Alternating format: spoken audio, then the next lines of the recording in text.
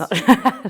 Bonjour, je m'appelle Lucie Tremblay, j'utilise le pronom « elle », accord féminin. Je suis coordonnatrice d'un organisme communautaire pour les jeunes adultes de 18 à 35 ans à Chicoutimi, qui s'appelle le Café Jeunesse de Chicoutimi, et chargée de cours à l'Université du Québec à Chicoutimi. La recherche que j'ai effectuée lors de ma maîtrise, donc pour mon mémoire, c'était sur l'intimité, l'engagement et la passion dans les relations amoureuses chez les jeunes femmes lesbiennes de 18 à 25 ans du Saguenay-Lac-Saint-Jean. On a regardé s'il y avait vraiment un aspect spécifique dans les régions non urbaine ou ruralité, dans le fond.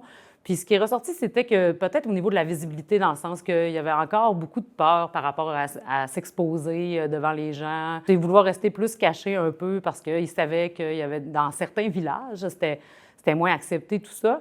Mais sinon, ils voulaient vivre leur relation comme n'importe quelle autre personne, peu importe dans quelle région que c'était, puis qu'ils se sentaient quand même bien dans leur région. C'est sûr qu'ils ont beaucoup ressorti le fait qu'il n'y avait aucun espace de discussion, de rencontre, peu importe, que ça soit, oui, pour la rencontre, mais aussi des fois juste pour aller partager avec une communauté lesbienne. Il y a déjà eu des espaces avant au Saguenay-Lac-Saint-Jean, maintenant il n'y en a plus aucun.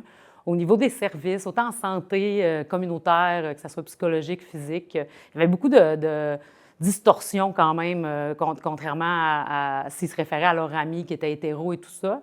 Fait qu'ils auraient aimé ça aussi avoir plus de services par rapport à aller se livrer à une personne qui était lesbienne, qui comprendrait sa réalité, puis une personne lesbienne de région aussi, qui comprend un peu la réalité, tout ça.